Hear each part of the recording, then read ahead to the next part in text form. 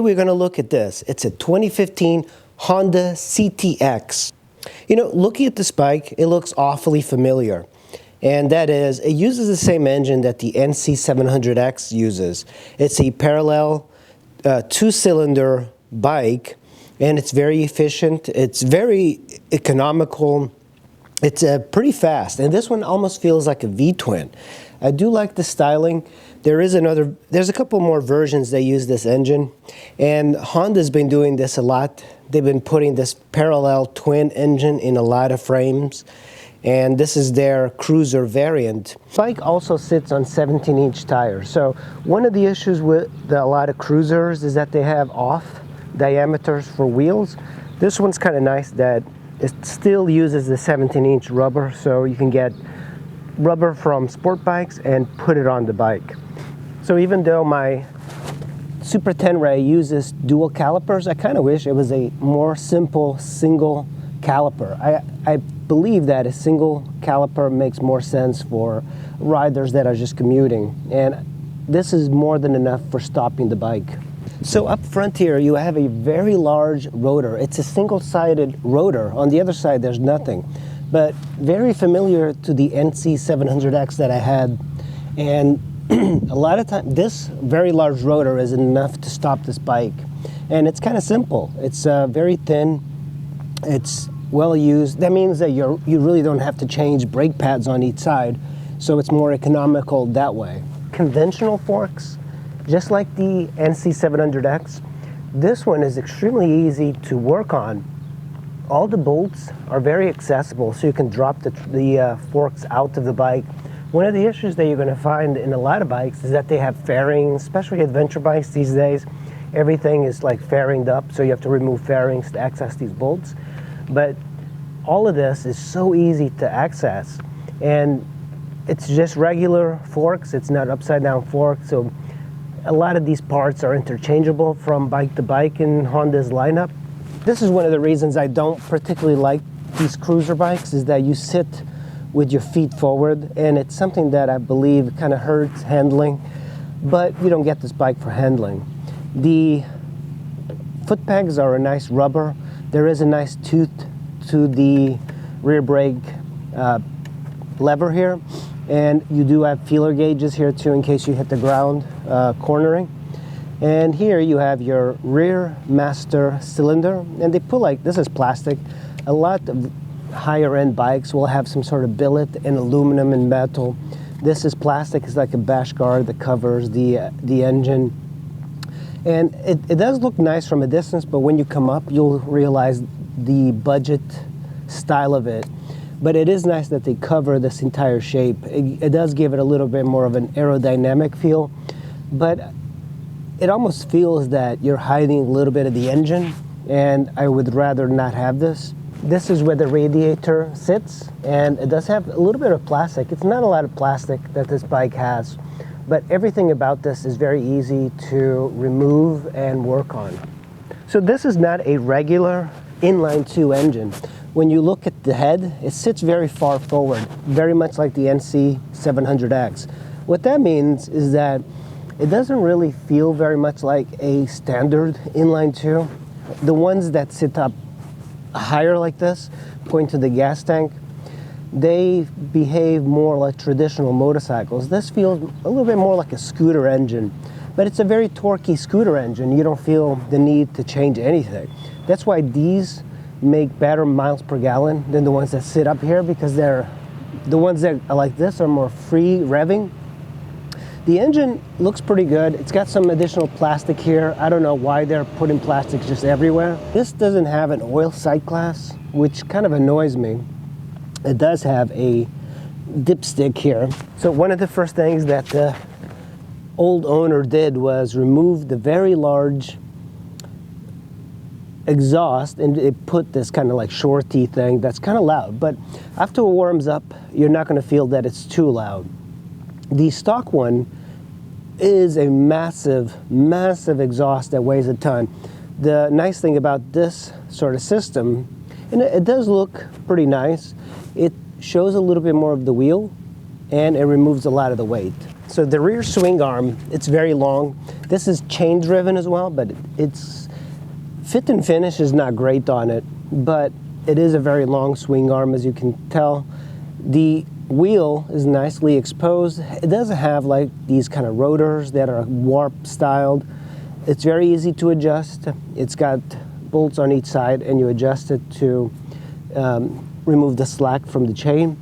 It's got one shock, so it's contemporary when it comes to the shocks. Normally in cruisers, they even give you that retro style of having two shocks on each side. It is chain driven, and I kind of wish that a cruiser like this was belt driven or had a shaft drive, but this is a budget style cruiser from Honda. So one of the reasons I like the Honda NC a lot more is this. So on the NC700, you had this massive storage space here for helmets. You could actually fit a full-size helmet.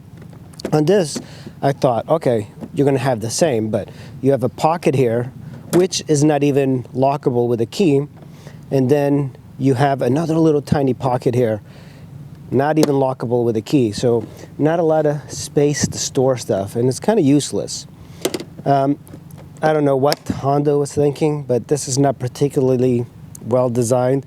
They just made this compartment so you can hide your gas cap, which you need a key to get into the gas cap, but it's so badly designed. Definitely not impressed with this. If they're going to make something a little bit more interesting, they should have put more storage here instead of just relying on you not having anything. Like, I don't see the point of even making this compartment. So to get the gas cap off, you push it like this and you remove it. I am not a fan of these sort of gas caps. I wish, you know, I hate like them struggling with my key and just removing it. And I think it's so ugly too. It's like this weird chrome that's not even chrome. Then you have this little budget strap here that's probably gonna break. And then you have this pocket here, and I don't know if you can tell, it's like you can put sunglasses, maybe your wallet, maybe your registration, and that's it. Like, I guess I'm more of a utilitarian sort of rider that I expect a little bit more from bikes. When it comes to this, especially with a budget bike, you want to be able to store stuff. So this gas cap kind of mimics the way like old school gas caps used to be, like with this kind of twisting to hide the key. So if you look at my Ascot, it's got that. But I don't see the point of even styling anything like this. Like, the bike from Honda is not retro, so why would you do this style on a gas cap? I think these are nice details if they actually worked. And if you're going to design something like this to mimic old styles, at least make it exactly like before, but with different quality. I mean, this is just so cheap. And of course, you got that useless pocket here. This side, you have your clutch, and it's cable actuated. I believe they also make a automatic version of this bike. Then you have your headlights, you have your horn, then you have your turn signals down here, and you have your hazards. Now, if you've been watching before, you know I hate the sort of system Honda's doing in most bikes these days. They're putting the horn more accessible than the turn signals, and that's really annoying because you use your turn signals more than your horn. So I'm not sure why they decided to reverse it, if they conducted studies, but I think the studies were based on people that don't ride, apparently. And then you have your hazards button, which is kind of useless because, you know, these bikes are pretty reliable. And there are bikes that don't have hazards buttons. Like my Super 10 does not have a hazards button. On this side, you have your kill switch and your starter button. That's it. There's no modes, there's no traction control, there's nothing. That's just a very simple controls. And then, of course, you have your throttle and your front brake. Hydraulic, of course. The stock mirrors on the CTX are pretty good. I think most mirrors for adventure bikes and these types of bikes are very good. So this bike does use a very high and back handlebar. And that's a good thing because it does seem like, it almost feels chopper-like when you ride it. and it's very easy to put different handlebars if you wanted, but I guess the benefit of having something like this is that it is kind of comfortable for highway riding. Looking up front here, you do have a little bit of a weird windscreen covering this dash, but this is the dash that Honda's putting in every single bike that's an inline 2, including the CB500. So it's very familiar, and just 2 buttons, very simple to adjust, this and this. When it comes to keys, it uses Honda's key system, so these are expensive to make, so don't lose them. So let's start this bike. So up here you have your dummy lights, you have 2 turn signals on each side. Very well designed, very small. I like that it's a small digital dash. You have your dummy lights, high beams, your oil light, your engine light, your temperature, your, I think it's just high beams, and then you have your clock. Total odometer is only 2,046 miles. That's your speedometer, and that's your fuel gauge. And your tach is right up here. So it's a digital tach that Honda's been doing for a while. You can see that sort of style in the RC51 as well. Let's start this thing.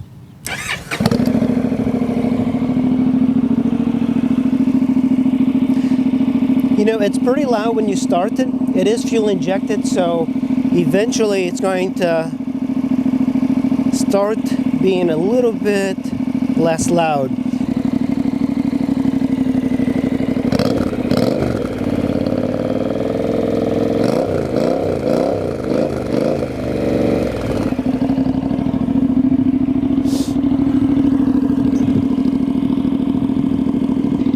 Taillights are pretty cool looking. There's a staggered pattern to the rear taillights that I've never noticed. And I bet it's just a halogen sort of bulb, but it does look very nice. You can't really tell much from the headlights, but low beams, high beams. This is plastic, so it's very cheap looking, and it's got like this point to it that I don't like, but it makes it look like one of those transformers. It does get very warm. That's the interesting thing about these halogen lights. I think people might want to get LED lights right away. You know, it might seem that I'm bashing this bike, but it's just not my style of cruisers. I don't really like cruisers too much. It is a fantastic bike, and if you want a bike that you can stack tons of miles, this could be it. Now, as far as the NC700, I know it's the same engine, but on the NC700, it's not uncommon to have bikes over 150,000 miles. A lot of the NCs are very popular overseas, and I imagine that this is probably a little bit more popular in the United States, but this is a really fantastic bike. I just don't like too much the way you sit on it, and I would prefer like a naked bike with regular sport bike position than this kind of lazy boy type of riding. The way it handles, you know, it does feel cool. That's the thing, like when you get on it, it just feels like you're much more comfortable than a sport bike. But I like the attentiveness that you have on a standard bike, that you're just like looking around and it feels like you're much more nimble than one of these bikes. So let's take this thing for a ride and see how she feels. Guys, it is time I take this thing out for a ride. This is probably the bike that I haven't ridden very much at all. It's so when you swing a leg over it, one thing you'll realize right away is that it's very easy to sit on. It's so low to the ground, and I'm not used to that. It's so low to the ground, and your arms are so high. They're almost like shoulder length. And on my other bikes, they're always a little bit further down. I find that position a little bit nicer than the high up top. There's a little bit of an attitude to riding this bike when you have like the high handlebars, and I can kind of see people almost putting these up even more because it is kind of like an interesting look to it. Let's start this thing up, and I am very low on gas, so I'm going to the thing I'm not used to is that foot peg right up front and the shifter. Very smooth bike, very easy to ride, and it sounds good. I think what is nice about this bike is that it's more of an attitude than anything else. You know, you don't want to ride this thing fast. I think you want to ride it nice and slow and be easy with it. And I think a lot of guys, they put the windscreens on it. That's not what this bike is all about. This bike is all about a little bit of a attitude, like a little cruiser attitude, but with Honda reliability. You know, you can get a cruiser from Harley, or you can get something like this, much cheaper, and just have it be reliable and ride it for hundreds of thousands of miles. Another thing I'll say is that with this inline 2 that Honda's made, you can adjust the valves using the lock nut and the a screw. It's not the shim, so it's a much easier bike to maintain. And you don't hear a lot of the bike reviewers talking about that, because a lot of these guys, they just put their bikes out in for maintenance and they don't do it themselves. But you know, this bike sounds good. It almost, to the untrained, it almost sounds like a V-twin. That's how good it sounds. And it does feel a little bit like a V-twin. It sounds really nice, especially when you're just like idling. I'm going 35 miles an hour, and there's almost this like little bit of a pulsing that I like, but it's very smooth. The vibration is all in your head because it doesn't really create any vibration. And I think hardcore Harley riders or cruiser riders, they don't like that. They like a little bit of the raw feel. But this bike, the sound makes it sound like it's vibrating, even though it's completely smooth. All right, we're on the strip of Burtonsville on our hog, and this thing does move really well. Don't think that it doesn't. It's got a lot of pep, and I think this inline engine, by the way, it's a 700cc. I don't know if I mentioned that, but 700 seemed to be a very good size for most people, and this does make a very good beginner bike. Let's pull into this gas station and fill this thing up. Cornering is not good for it. These low speed corners, find it very difficult to do. This is what I hate about it. This big pocket, and then I have to do this, and then what? Put it here? Alright, if you say so.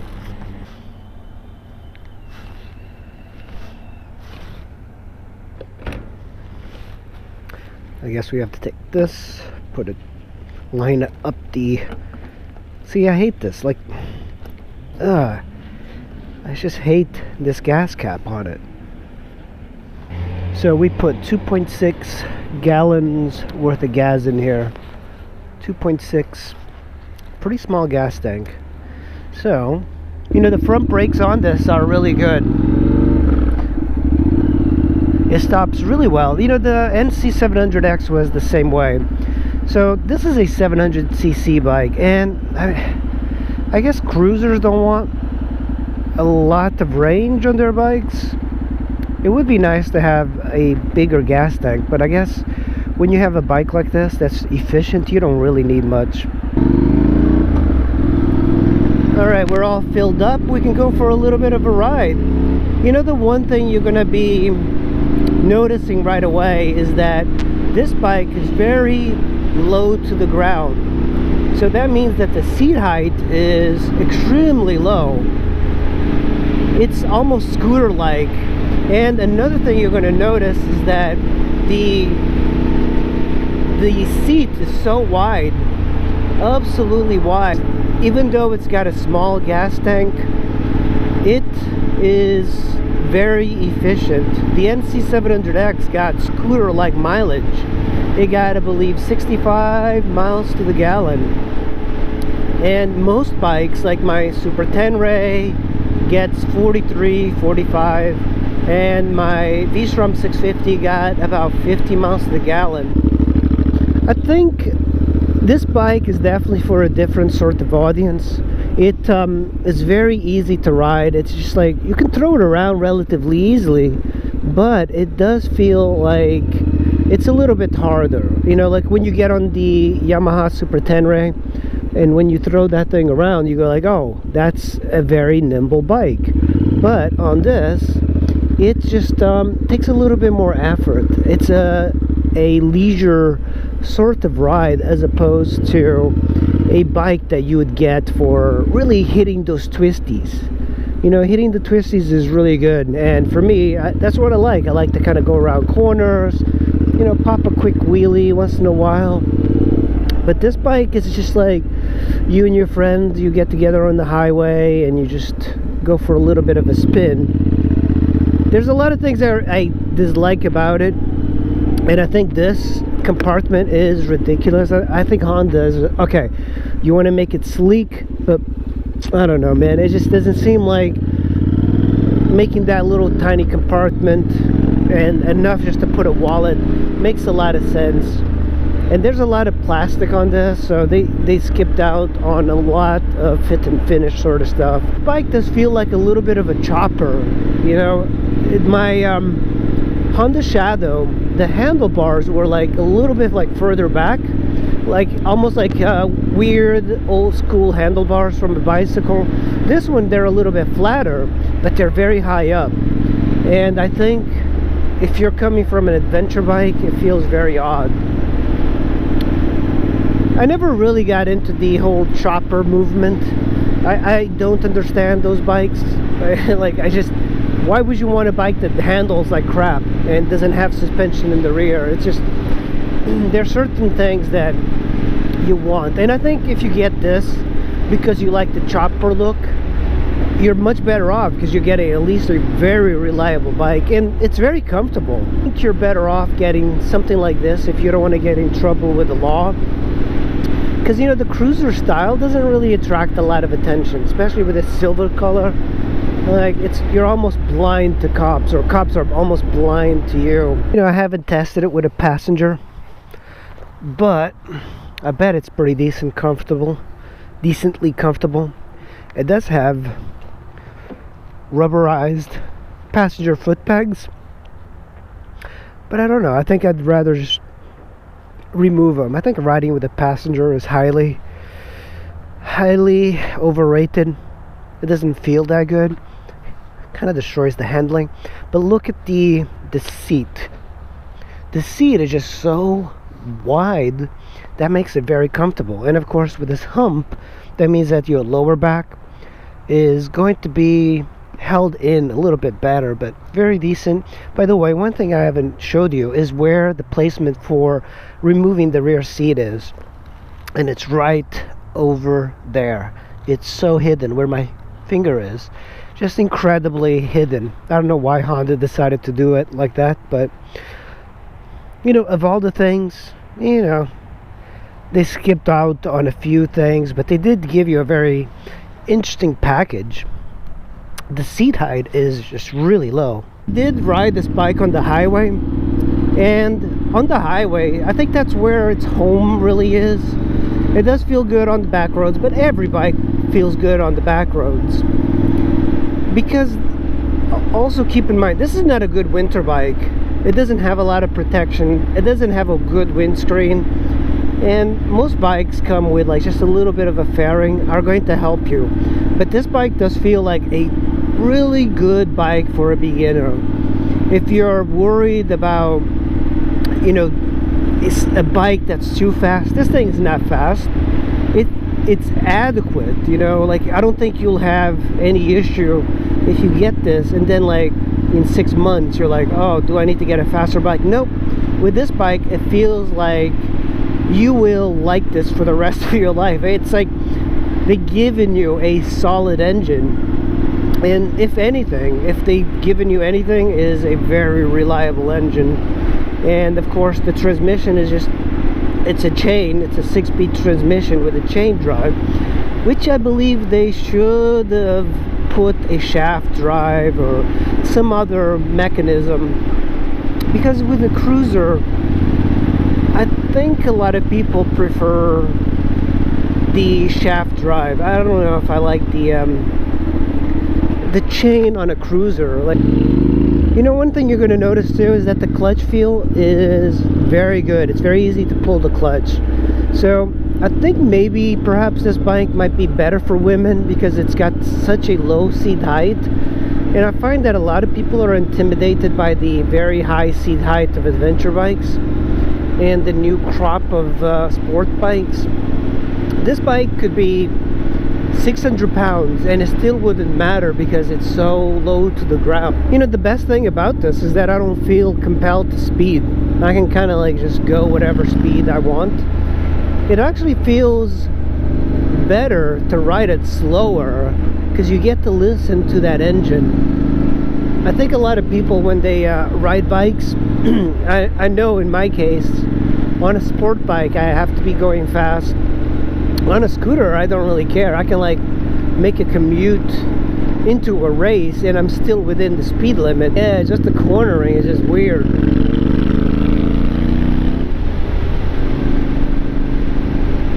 The sound of it is really nice. It sounds really good for a inline 2. It sounds better than the CTX700 that I had by far. The NC sound like crap, but of course this bike stock is whisper quiet. You know, I'd say this bike would be good for a certain type of person, but I don't know any of those people. I don't know, I'm not like a cruiser type, but I can kind of get used to riding this. It's just so weird, you know, the position with the feet forward. Ugh, it's so low to the ground. You know, one thing that you'll figure out on bikes is that when you have an adventure bike and then you get all the luggage, the top box, the way you mount it is not like this, like a leg over it. It's like this. You put your foot over. It's getting it dirty. You have to put your foot over it, and I don't know. It is nice to not have that issue, but I think that's why I like scooters too. It's like very easy to climb in and climb out, and this bike is very easy too, but if you get a top box and all of that, it changes everything. But it's a pretty nice bike. Like, just looking around, it sounds good. It's only loud in the beginning and then it smooths itself out. That's the fuel injection going on it. The chain is new. I mean, this thing is it's been barely ridden. It sounds pretty good. It's full tank of gas. I'm not a real big fan of loud pipes, but I hear they save lives. If you're gonna make a cruiser, you gotta like keep up with the demands of the cruiser riders. I know that's a budget bike, so it's got the shaft drive, but this was a budget bike at the time. They put a shaft drive on it. This is not a budget bike. This Super Tenere. I mean, look at it. It's massive. And getting in and out with this bag and everything, it's kind of difficult. So you have to keep that in mind. The reason people would get something like that, it's very easy to ride. This thing is intimidating for a new rider. Just by the sheer size of it, it's extremely intimidating. And I don't think a lot of people like that too much. You know, if I've heard people ask me, if I'm a new rider, do you think Super Tenere would make a great bike? And I don't think it's a great bike as a new rider. You know, this thing is, I think the problem is that with these Super Teneres, people will want to go off-road. And if you're a new rider and you're going off-road on something so big like this, it is a recipe for disaster. This thing weighs a ton. You have to be an extremely good dirt rider to ride this thing off-road. And even in those cases, these guys, they just drop the bikes and it's very difficult to pick this thing up.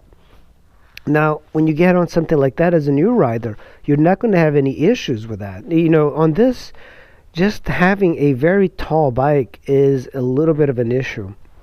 I think it makes a little bit more sense for somebody who wants to get into cruisers that is simply more interested in learning how to ride than anything else. It's just a very economical, inexpensive bike to have, and you're not going to have any issues with it. I think of all of these here, that's a very good beginner bike. And of course the SH. But if you want to learn to shift, this is probably the bike to get. And they're relatively inexpensive, $4,000 to $5,000 used in the marketplace. And their engines are great. Alright guys, thanks for watching. I will see you in the next video.